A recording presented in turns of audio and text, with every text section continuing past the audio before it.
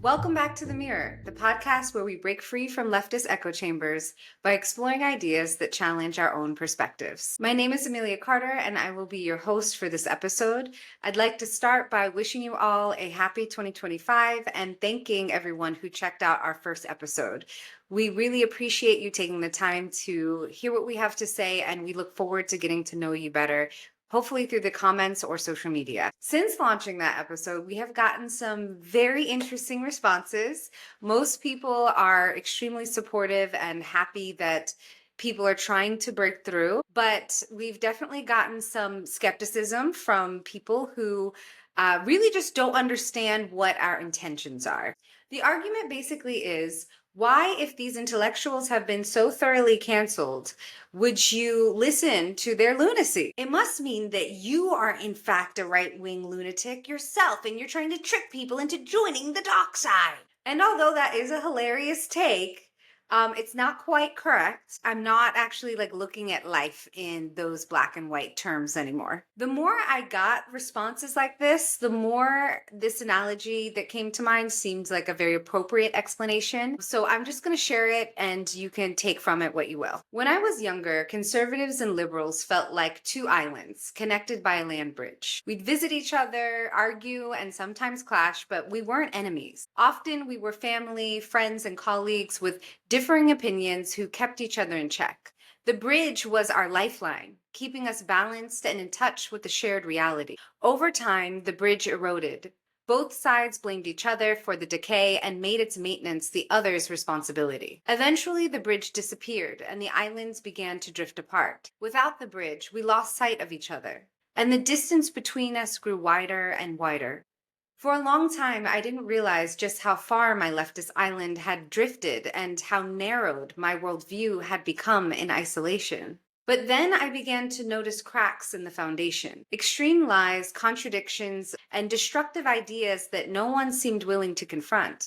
This led me to ask some hard questions about me and the community that I was in. What if the voices we've ignored had a critical perspective? What if the narrative I've accepted isn't the truth? What else am I missing? The more I thought about these questions, the more it became clear these distortions thrives in the absence of that lost connection. My side assumed we'd never question them, allowing them to lie about almost everything. Politicians, educators, journalists, even researchers began to lie to us en masse. This was so normalized, we even started to mislead each other so profoundly that even highly educated people couldn't handle simple truths about the world. The eggshell culture this created made everything awful, to be honest. Meanwhile, the leaders on the island had vilified the other side so thoroughly, building a gap so insurmountable. They knew we'd never even think to look across the gulf to consider another perspective. This project is my way of taking back some of the power I gave away by participating in a world like that. It's my effort to swim across the vast waters, drag myself ashore, and see what the hell is going on. To escape the emotional manipulation that I believe has been used to obscure the truth, I'm exposing myself to books, research, films, ideas in general, outside of my worldview. And I'm gonna say it, try to center facts, not feelings. Through the discussion group, I'm doing this with a small group of like-minded people who are ready to have these hard conversations. And I am so grateful to have them. Just talking to them about all of this stuff, it's been keeping me sane. And if that sounds like something that would appeal to you, then feel free to apply to the discussion group at the link in our bio. This podcast is my way of publicly sharing what I've learned from this research.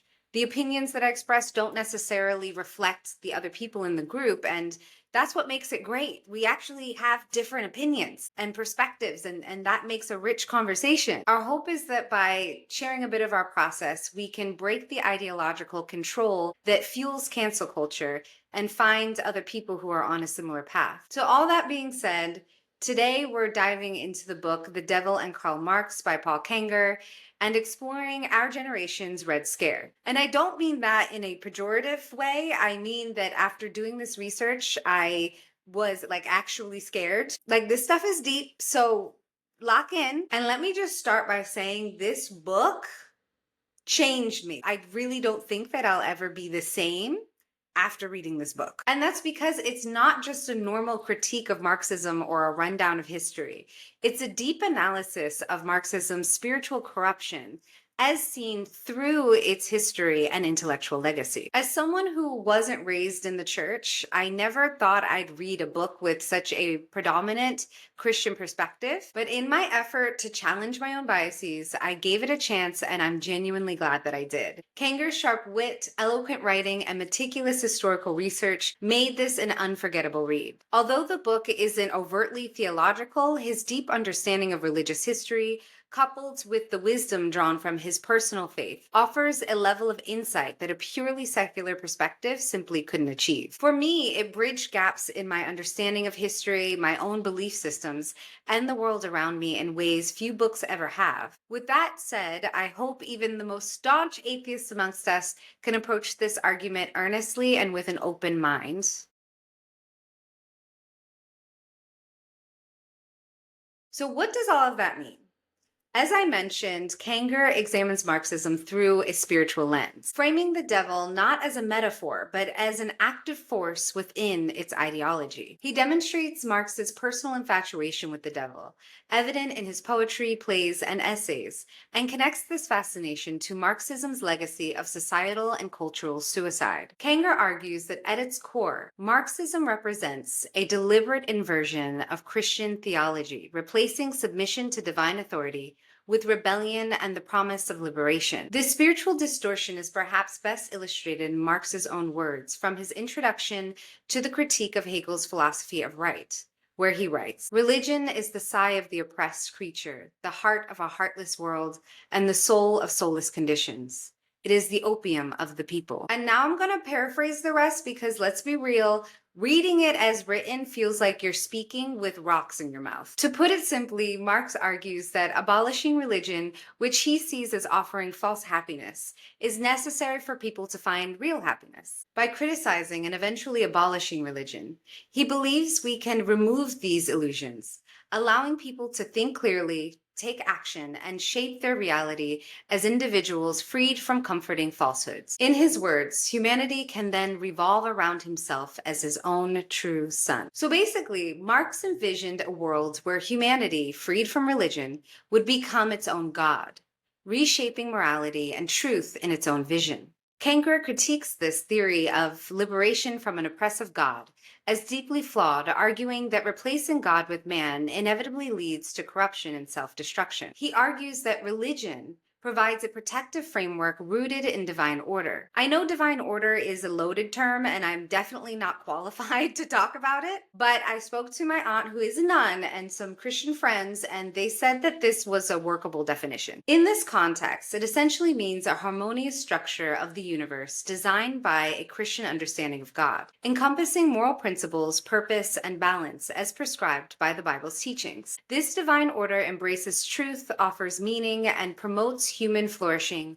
while placing allegiance to God above man. By anchoring individuals to higher, unchanging principles, Kengor argues it safeguards against tyranny and chaos. So just to drive the point home, Marxism, by rejecting the divine order, seeks to replace God with man. Embodied by the state, man then redefines morality and truth according to ideological needs and desires. And this is where it gets interesting. This dismantling of divine authority seems to echo the timeless parable of the Garden of Eden, a story that offers profound insights about human nature. And me and Kengor are not the only ones who think so. In fact, ex-communist Whittaker Chambers insightfully connected Marxism's ideology to the story decades ago, when he remarked, "Marx and his minions were merely echoing the first mistake of man, initiated way back in the Garden of Eden.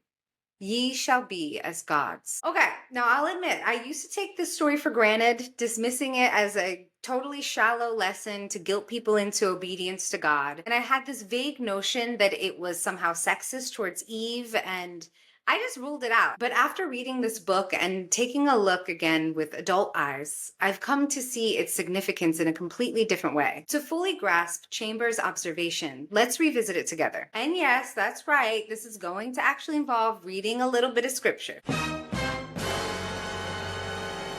I know. It's strange to use a spiritual lens to analyze history, especially in intellectual discussions. Many of us, particularly those educated in secular public school systems or immersed in leftist ideology, have been conditioned to see spiritual analysis as backwards, feeble minded, and even offensive. So, why, you may ask? If my goal is to move away from emotional manipulation and towards truth, would I bring in a Bible verse or a religious perspective? The story of the Garden of Eden illustrates the importance of sacred boundaries. Their choice symbolizes humanity's tendency to dismiss divine guidance, chase desires without restraint, and ignore the inevitable consequences. Kengor argues atheism, the doctrine of Marxism, allows us to take this even further. If we believe God isn't real, then hell isn't real either. Everything is relative and nothing is really bad, so we're free to really do whatever we want because, why the hell not? We see this echoed in leftist philosophy. Hear me out.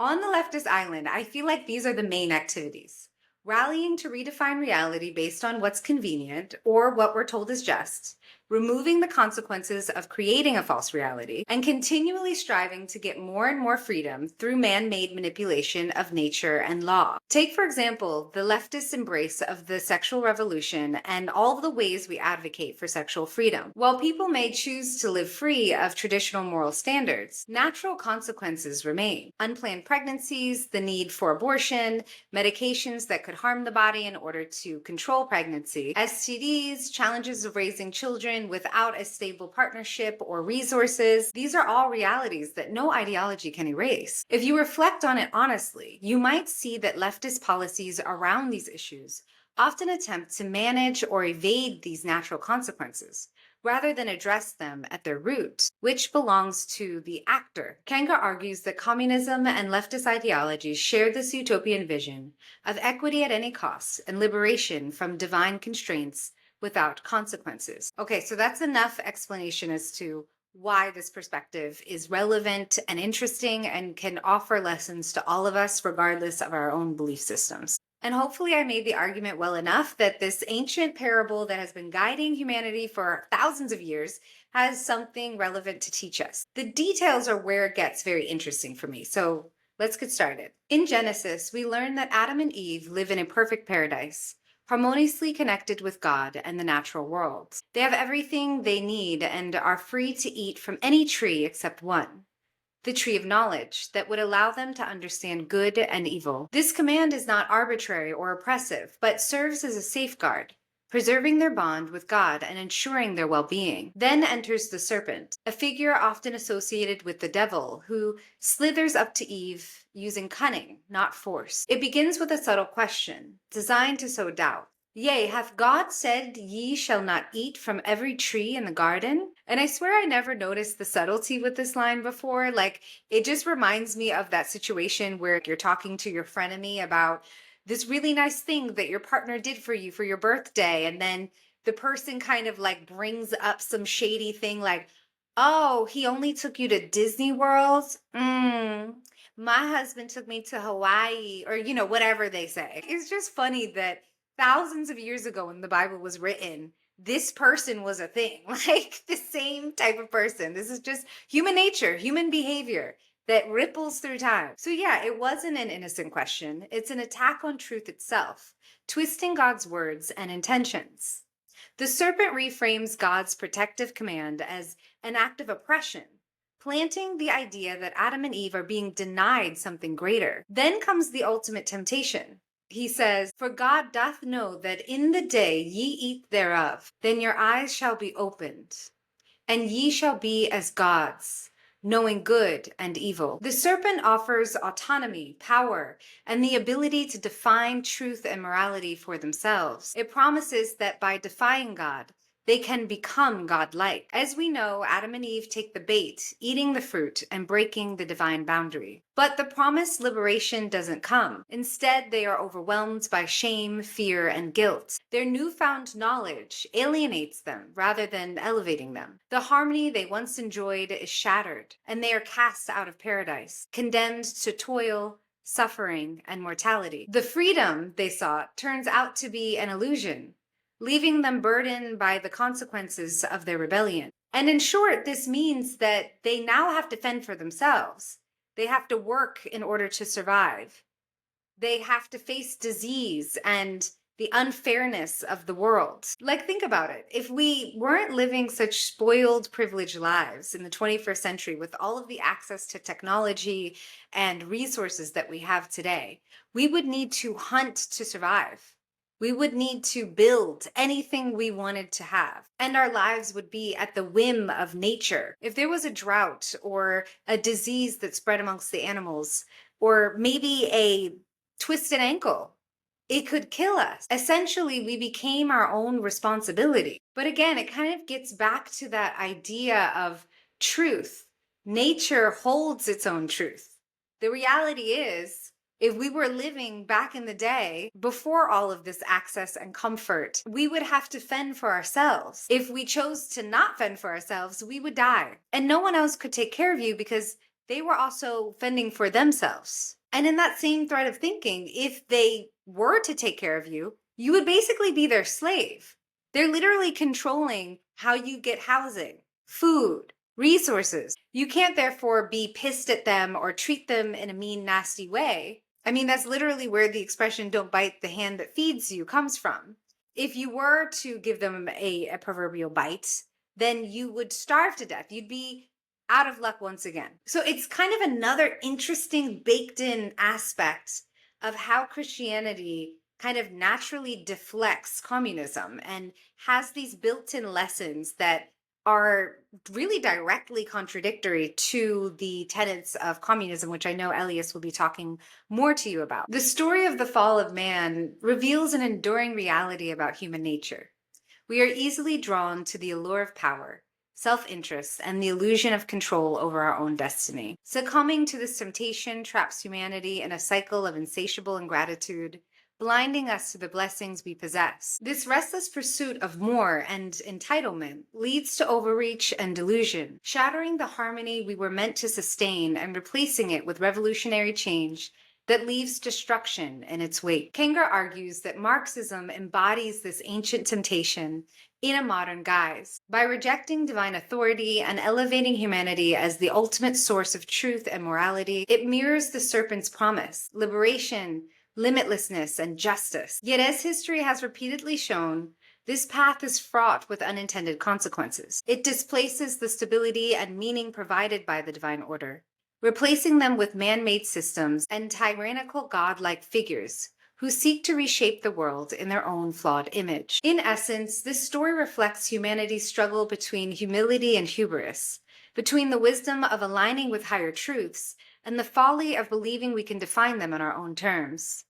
This tension is at the heart of human history and underscores the destructive potential of ideologies like Marxism. This is deep, right? And look, most of us didn't even burst into flames. No, I'm just kidding. But actually, this is a really interesting way of framing this issue. I mean, even if you're not that interested in Marxism and you don't think at all this applies to the leftist worldview, it's an interesting way to look at life and the ways we may entrap ourselves in a really unhealthy, toxic, self-defeating way of looking at the world and our role in it. So as we move on to explore the real-world consequences of Marxist theory and practice, it's important to keep both the ideological and spiritual questions in mind. How did these ideas, which sought to replace divine order with human authority, reshape societies? Let's begin with the Soviet Union, where Marx's principles were first put to the test, and examine the ripple effects that followed.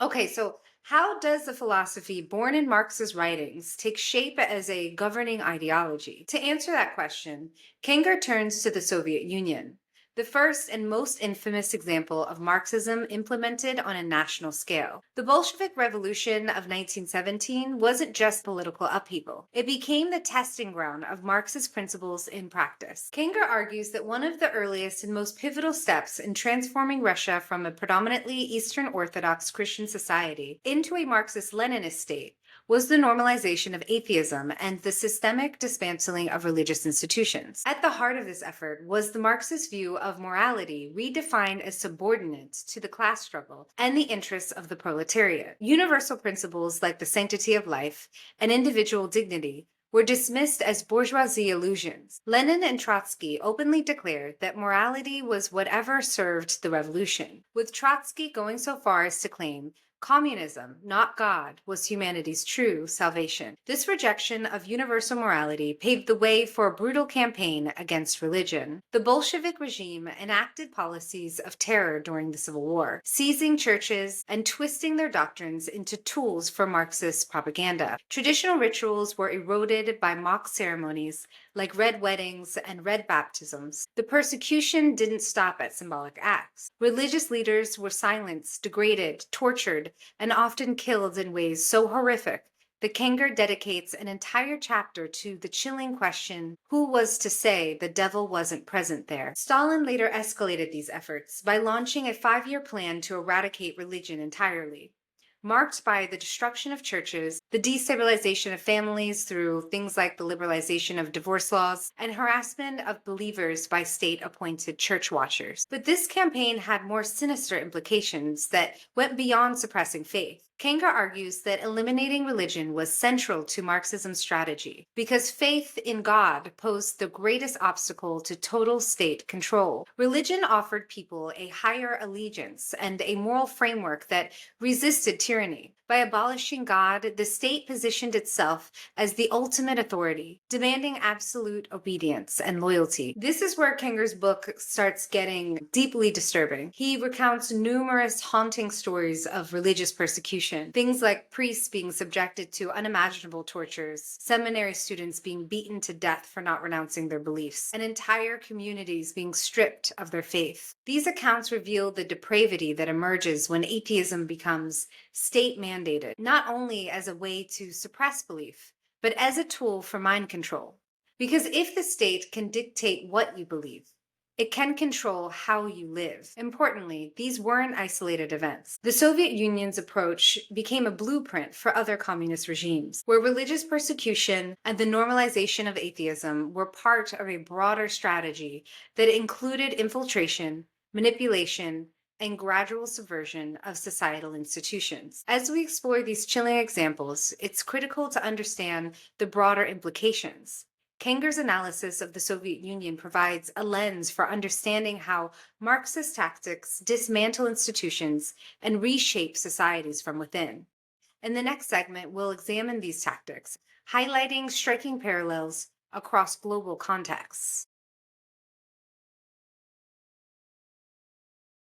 Marx believed that the ideology inherently requires worldwide implementation to function. One reason you'll often hear communists argue that true communism has never been achieved. According to this logic, its failure lies in the absence of a global system. Communism, therefore, becomes the ultimate utopian pipe dream, sold again and again and again, the world over. The USSR quickly became the epicenter of global communist activity after the Bolshevik Revolution, leveraging its resources and influence throughout the 1920s and beyond to promote revolutions and establish satellite states. One of the key tools for this expansion was the Comintern, or the Communist International, which was established in 1919. By the time Stalin took over in 1924, he greatly expanded its reach and aligned it closely with Soviet interests. The Comintern was tasked with funding, training, and supporting communist parties and revolutionary movements across Europe, Asia, Africa, and Latin America. World War II and the post-war era offered Stalin unparalleled opportunity to spread communism. As the Red Army pushed back Nazi forces, they occupied vast territories in Eastern Europe, installing communist regimes in nations like Poland, East Germany, Czechoslovakia, Hungary, Romania, and Bulgaria. This led to the creation of the Eastern Bloc, a collection of Soviet satellite states loyal to Moscow. In Asia, the Soviet Union played a critical role in supporting the Chinese Communist Party, enabling Mao Zedong to rise to power in 1949. This effort extended to other parts of the region, with Stalin backing communist movements in Korea and Vietnam, which eventually escalated into the Korean War and the long conflict in Vietnam. Stalin gained ideological appeal by positioning communism as an alternative to Western colonialism and capitalism. Soviet propaganda depicted the USSR as a champion of the oppressed, providing ideological and material support to liberation movements in the developing worlds. For many leaders in post-colonial states, the Soviet Union represented an equitable model for industrialization and modernization, even as its internal failures became evident. However, this aggressive push for global communism came with consequences, setting the stage for the Cold War. The rapid spread of communism alarmed the United States and its allies, leading to containment strategies like the Truman Doctrine and the Marshall Plan. We're going to talk more about how communism affected the United States in a bit, but we're going to dive deeper into specific case studies of how communism manifested in Asia in particular. We listened to the testimony of two defectors, Shi Van Fleet, who grew up during the Cultural Revolution in Mao's China, and Yeonmi Park, who experienced the brutal reality of North Korea's communist regime. What's interesting about juxtaposing their two stories is that Shi shows us what it looks like when a communist revolution is underway, and Yeonmi allows us to see what it looks like a couple generations in. So I highly recommend you watch these speeches in full because they are gripping and interesting, and there are a lot of details that we're not going to have time to cover this time around. But both of these people offer warnings to the West. They both mention that they're sharing their stories because they see chilling parallels between their experiences living in communist dictatorships and what they see happening in the United States with the critical social justice movement or woke culture. And I personally found it extremely disturbing to see how many similarities they're able to make. So let's start with Shi Van Fleet. I first became aware of her when I read her book, Mao's America, A Survivor's Warning. I was really touched by that book.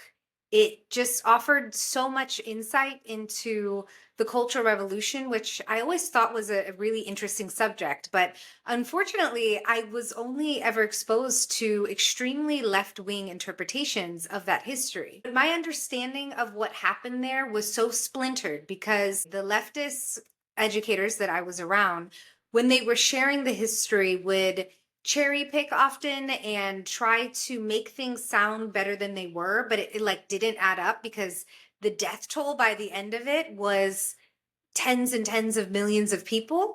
And so I was just like, this is not, there's cognitive dissonance in the way this story is being told. So number one, I loved it because it filled in a lot of blanks for me in my understanding of the Cultural Revolution and what communism actually looks like in China. She offers this extremely unapologetic interpretation of what she sees as a kind of cultural revolution happening in the United States. And I just thought her insights into that were extremely interesting. And whether you agree or disagree, it's worth seeing what the arguments are and then really trying to research and understand if you want to rebut it.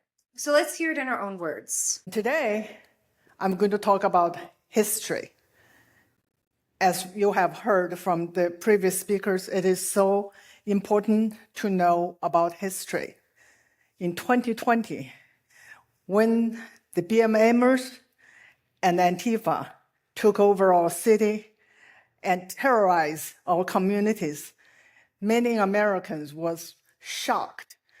And then this, what happened? What happened to our country? They have this big question because they never seen anything like this.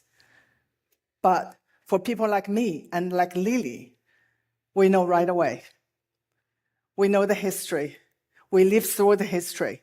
What happened in 2020 is exactly what happened to us more than 50 years ago. To know history is to understand what's going on today. And what's going on today is the repeat of the Chinese Cultural Revolution. My parents, they chose communism.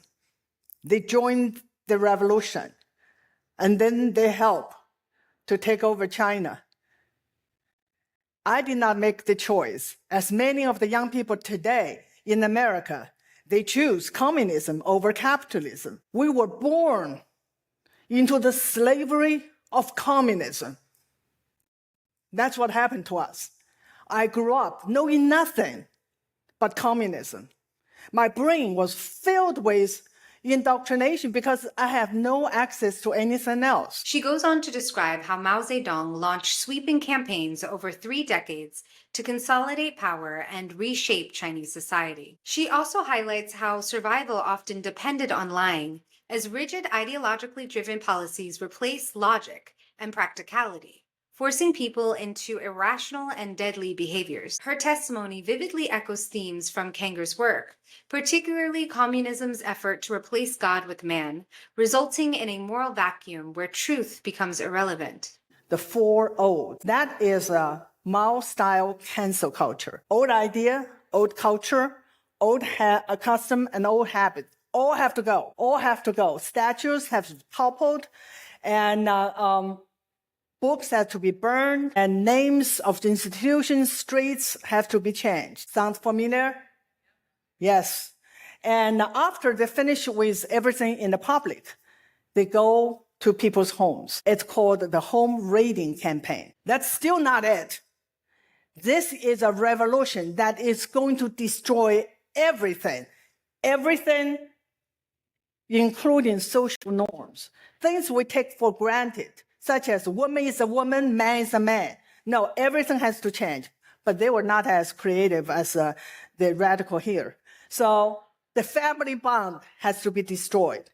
Children were taught to report their parents of any anti-communist or anti-party comments. That's still not it. Mao want to destroy all CCP's institutions.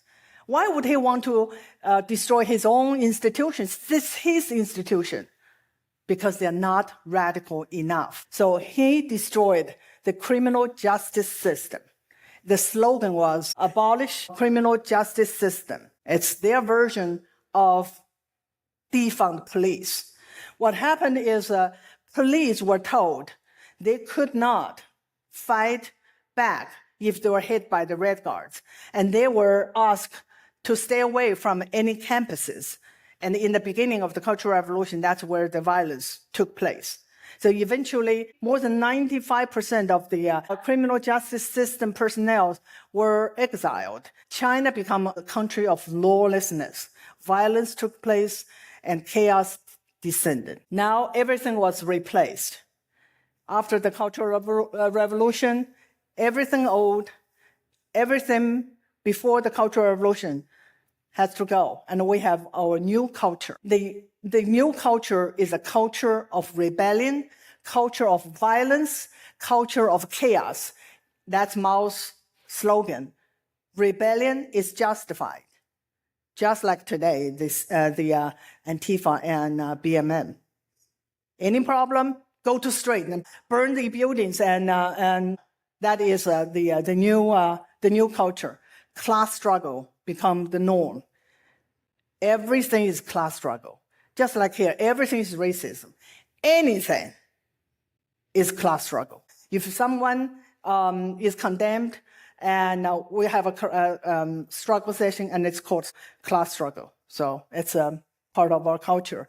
And the political correctness, my goodness. Everyone has to watch. Self-censor. Chinese become the master of self-censorship. We watch everything we say.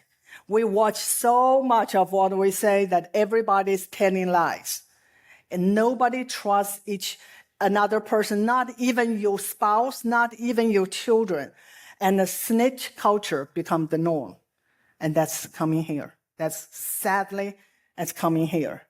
And of course, cult of personality. After all this, there's one winner. That's Mao. He effectively become our God. Mao's attempt to exert godlike control over people, nature, food, land, beliefs, everything, culminated in catastrophic consequences, including the deaths of an estimated 60 million people. Both Xi and Kengor illustrate how communism wields division and deception to dismantle societal norms, erode truth and morality, and pave the way for unchecked power. Xi's testimony captures the stark reality of the Cultural Revolution. After purging all oppressive and unrevolutionary elements. China was left a shadow of its former self, stripped of its cultural identity and vitality. To add more depth to our understanding, we turn to Yeonmi Park's account of North Korea, which illustrates what it means to live in a hollowed-out communist society decades after the revolution. I was born in a country that didn't even have the map for the world. We don't even know what internet is. We don't even have electricity. If you look at North Korea and South Korea, we share the exact same history. We speak the same language. We have same genetics, and we have same tradition. And now one country, that is South Korea, the country of K-pop and Samsung, right? So much innovation and democracy. And the other side of North Korea, that is people are starving. North Korea began in the idea of equality of outcomes, how everybody, we all should be equal. So after the World War II ended, in Korea there were landowners and the peasant. And then Kim Il-sung came, he was a Marxist, and promised to people that if you give us your land, right, and if you give us your some of freedom and freedom of speech, we are going to take all this land from the landowners and the business people, and we are going to divide them equally to everybody. So there's nobody who's poor or richer than anybody.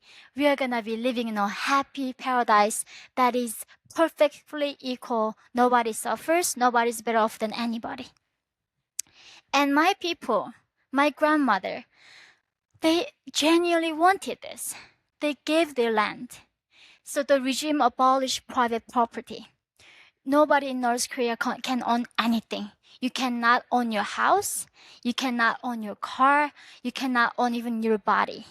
You know, whenever there's a communist revolution happens, they go after religion because the government want to become a god instead. So what they did is they killed all the Christians. They killed all the Buddhists and other religious people. And then he copied the exact same Bible principle.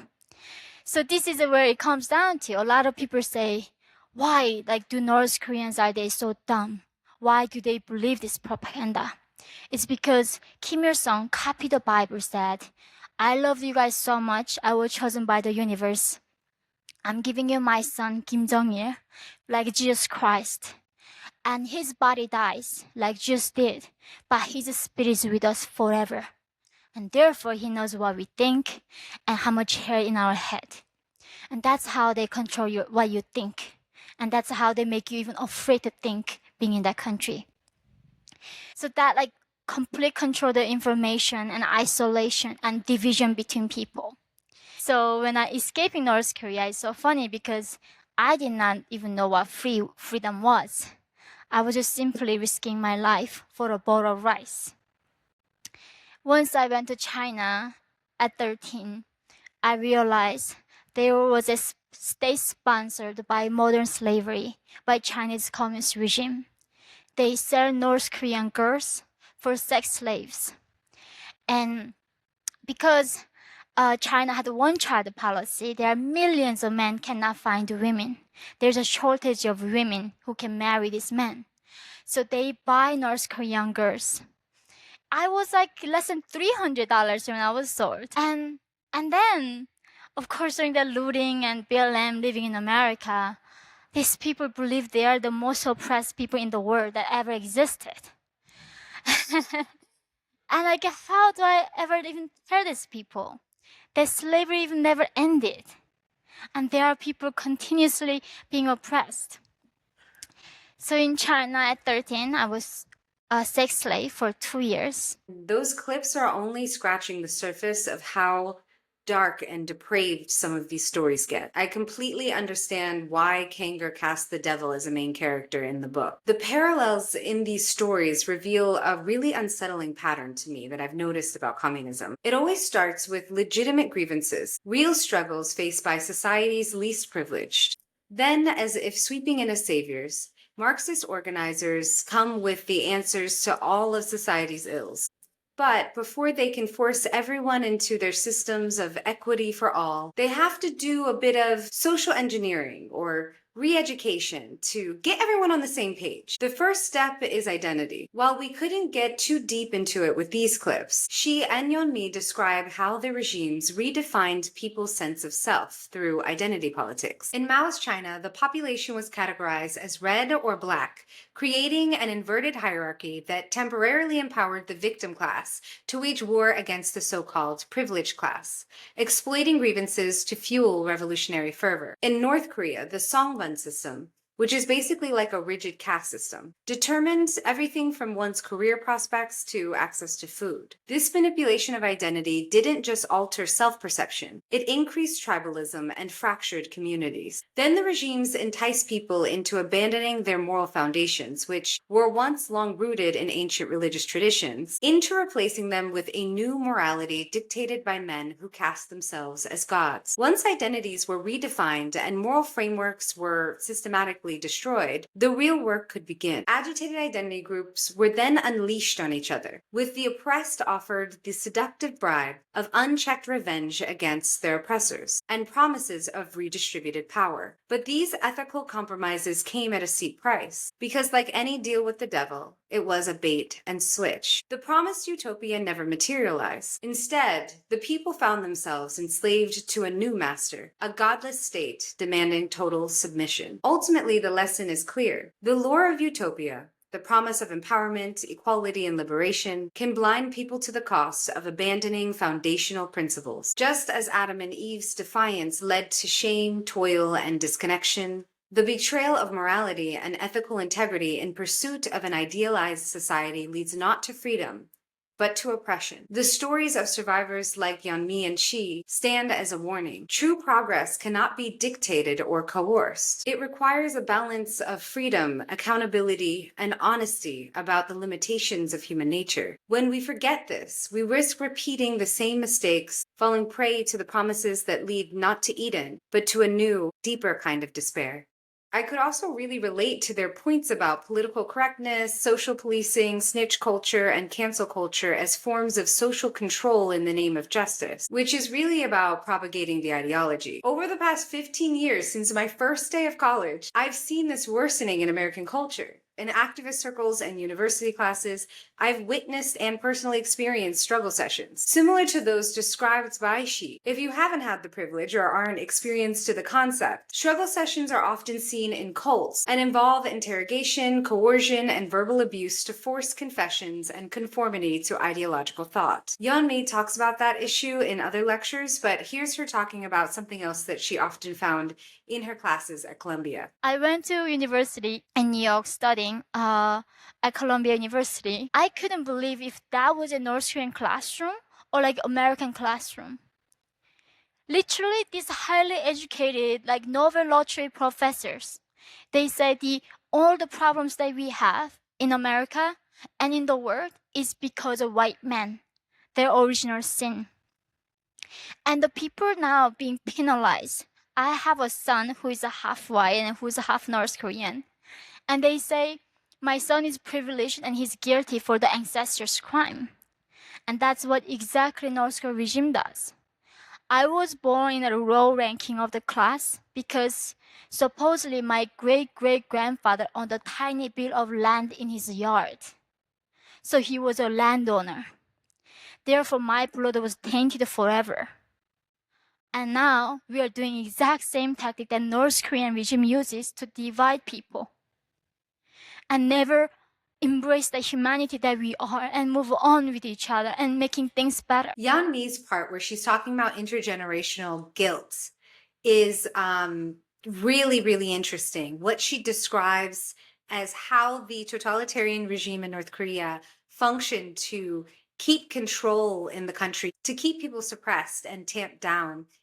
And then comparing that to how in our society today, we treat whiteness as this original sin that can never be erased or rectified, and all white people are just inherently evil because of what happened a few hundred years ago. Like someone's grandparents' racism applies to their grandchildren.